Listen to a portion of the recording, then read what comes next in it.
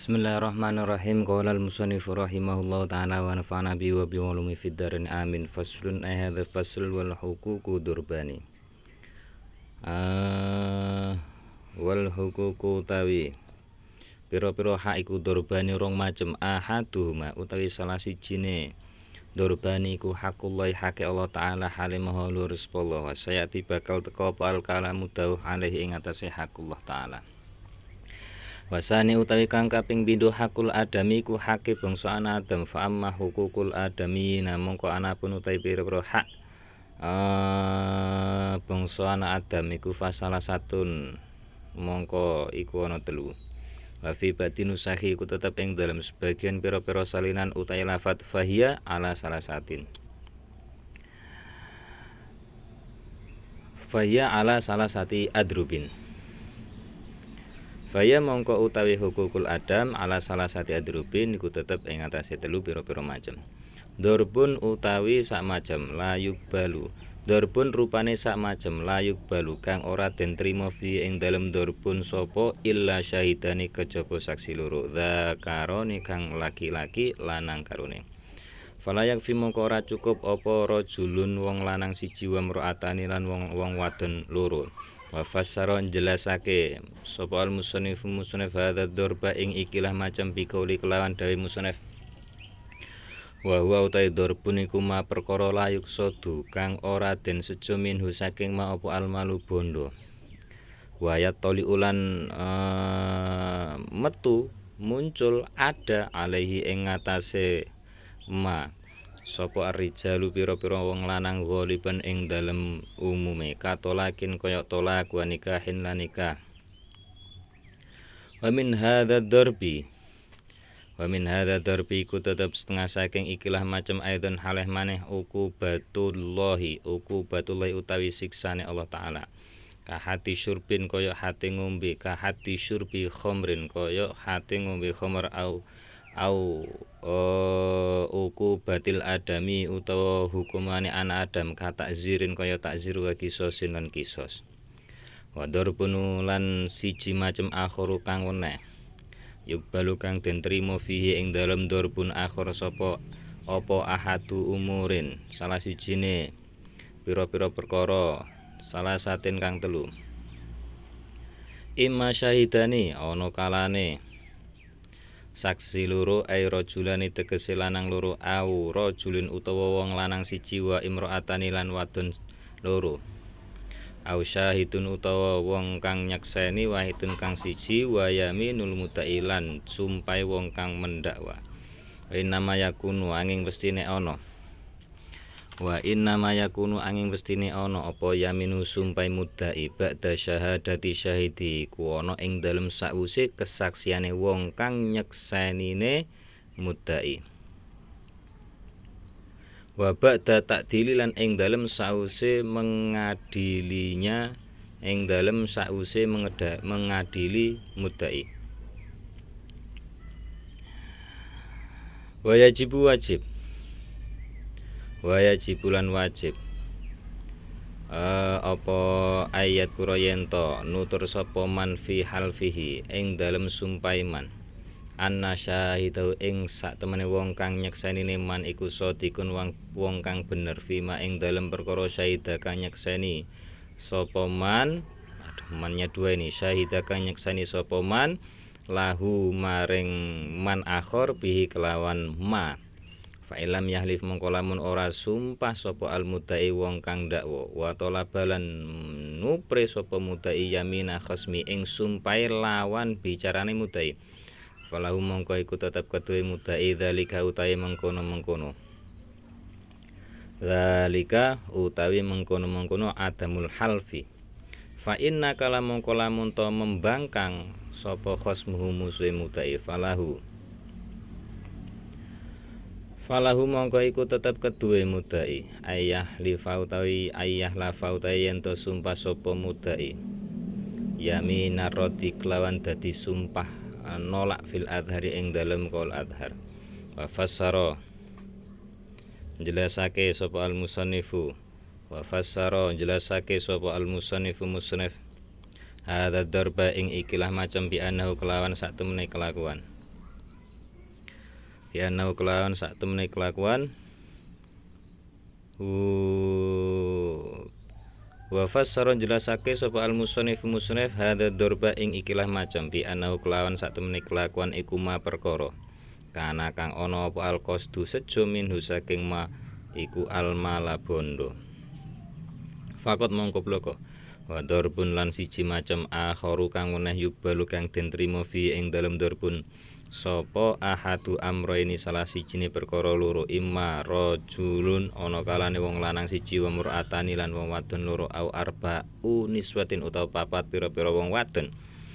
fasaran jelasake sapa al musannifu hadza darba ing iki macem pikoli kelawan dawe musannif wa huwa utai darbun iku ma perkara layat toli kang ora ningali alaihi ing atase mas sapa arijalu pira-pira wong lanang waliban ing dalem umume bal nadhiron akan tetapi iku langka kawiladatin kaya melahirkan wahidin lan haid waradhain lan susuan wa alam murwa sapa sira anahu ing satemene kelakuan iku layas butuh ora tetep apa syai'un suci-wici minal hukuki saking nyatane saking pira-pira hak bimro'atene kelawan wadon loro wa yaminin lan sumpah. Wa amma huququllahi ana penutai pira-pira hak Allah taala fala tuqbalu mongko iku ora den trima fiha ing dalam huququllah sapa an-nisa pira-pira wong wadon bal rijalu akan tetapi pira-pira wong lanang fakot wa ya utawi huququllah ay huququllah tegese pira-pira hak Allah taala iku ana salah sati adrubin tetep ing atase telu pira-pira macem Darbun rupane macam kang awal layuk balu kang ora den trima fi ing dalem darbun apa akolu luwih sithik min arbaatin tinimbang wong papat minar rijali nyatane pira-pira lanang wahia utawi darbun iku azina zina ayakunu ana apa nadharuhum ningaline rijal lahu maring zina li ajli syahadati krana sebab menyaksikan falau ta'ammadu senajan sengaja sapa rijal sengaja an-nadhara ing ningali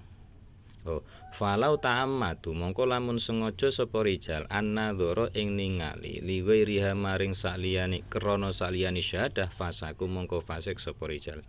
barudat lan den tolak apa syahadatum kesaksiane rijal amma ikraru syasin anapun utahi ngakonine awa-awaan bizina klan zina fayak fi mongko iku cukup fi syahadati ing dalem nyekseni alaihi ing atase sahes sapa rajulani wong lanang loro fil adhari ing dalem kala adhar wa darbun lan macem akharu kang weneh min huquqillahi saking pira-pira hak Allah taala yubalu kang den trima fi ing dalem darbun sapa isnani wong loro ay rajulani tegese wong loro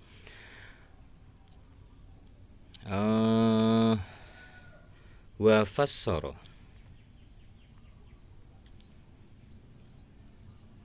wa fassara lan mentafsir menjelaskan sapa al musannif hadza darba ing ikilah macam pikoli kelawan dawe musannif wa utai darbun iku ma perkara siwa zina kang tetep saliyane zina minal hududi nyatane pira-pira had ka hati syurbin kaya hati ngombe wa darbunan sak macem akharu kang weneh min huquqillahi saking pira-pira hak Allah taala yukbalu kang den trima fi ing dalem darbun sapa wahidun wong siji wa huwa utawi darbun iku hilalu syahri ramadhan tanggale bulan hilale bulan Ramadan fakot mongko bloko tuna wiri ing dalem saliyane utawa ing dalem duduk saliyane hilalu syahri Ramadan minasyuri nyatane pira-pira wulan wa fil mabsutati iku tetep ing dalam sebagian pira-pira iku tetep ing dalam pira-pira kitab kang den jembarake mawadiu utawi pira-pira panggonan tukbalu kang den trima yukbalu kang den trima fiha ing dalam mawadi so apa syahadatul wahidi kesaksiane wong siji fakot mongko bloko minha iku setengah saking mawade syahadatul lausi utawi syahadatul mauti utawi kesaksiane mati wa minha iku tetep setengah saking mawade annahu utawi satemene kelakuan yuktafa iku den alap cukup fil khorsi ing dalem batange kurma sapa bi adlin wong adil wahidin kang siji. Wala tuqbalu ora den trima apa syahadatul a'ma kesaksiane wong wuta illa fi khamsatin kejaba ing dalem 5 perkara wa fi batin usahi tetep ing dalem sebagian pira-pira salinan khamsu mawadhi utai lafat khamsu mawadhi 5 pira-pira panggonan wal muradu utai perkara kang den karepake bi hadhil khamsati kelawan ikilah 5 iku ma perkara yasbutu kang tetep apa ma bil istifadati kelawan istifadah utawa masyhur. Mislul mauti iku semisale mati wan nasabil lan nasab. Ditakarin ketuwe wong lanang au ungsa utawa wadon an abin saking bapak au qabilatin utawa qabilah kelompok. Wakadha iku tetep kaya iki abin al umu utai ibu. Yasbutu tetep apa an nasabu nasab. Yasbutu tetep apa an-nasabu nasab fiha ing dalem bil istifadati kelawan sebab masyhur utawa istifadah alal asohi ing atase qaul asoh. Wa mislul milki lan semisale kepemilikan al mutlaki kang mutlak wa tarjamati lan terjemah. Wa qalu ta'idawi musonef rupane wa malan perkara syahida kang menyaksikan sapa a'ma bihi ing maqoblan ama ing dalem sadurunge wuta kaule iki sakitun iku perkara kang gugur fi batin usahil matni ing dalem sebagian pira-pira salinane matan wa maknahu tai maknane kaul iku anal a'ma sak temene wong kang wuta iku lau tahammala lamun to nanggung sapa a'ma asyhadata ing bersaksi fima ing dalam perkara yataju kang buta apa malil basari maring peningal qabla urudil ama ing dalam sadurunge anyar tekane buta lahu maring a'ma tsumma a'ma nuli buta sapa a'ma ba'da dzalika ing dalam sause mengkono tahammala wa syahidalan nyekseni sapa a'ma bima kelan perkara tahammala kang nanggung sapa a'ma humbe ing man ingkana lamun ta ana sapa al masyhudu wong kang den sekseni sapa lahu alu alaihi lan maring man ma'rufil ismi iku pira-pira wong kang den weruhi arane utawa jenenge wa nasabi lan nasabe wa malan perkara syahida kang nyekseni sapa a'ma bi ing ma walal madbuti lan ing atase wong kang den pelanggeri wa suratu utawi gambarane madbut iku ayu kira yen to ngakoni sapa sasun wong fi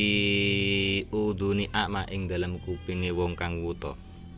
biitkin kelawan merdekake autolakin utawa tolak au li syahsin ketuwe awaan yurafu kang den weri apa ismu arane syakhs wa nasabulan nasabe syakhs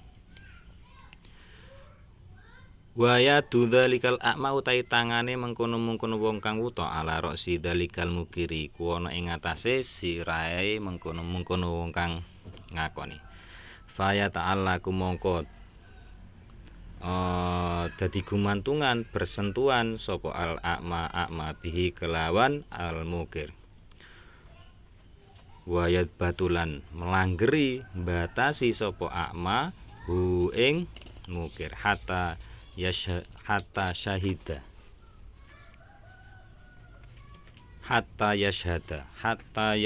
sehingga yen to nyekseni sapa a'ma alih ing atase mukir bima kelan perkara sami akang krungu sapa a'ma hu ing ma minhu saking mukir inda qadin ing dalem ngarepe qadi wala tuqbalu lan ora den trima apa syahadatu sasin kesaksiane awak-awakan jarin kang menarik li nafsihi maring awak dhewe syakhs naf'an ing kemanfaatan wala tafi'in lan ora kesaksiane wong kang nolak anha saking nafsan dororon ing bahaya wahina ing dalem mangsane la tuqbalu syahadatu sasin turadu den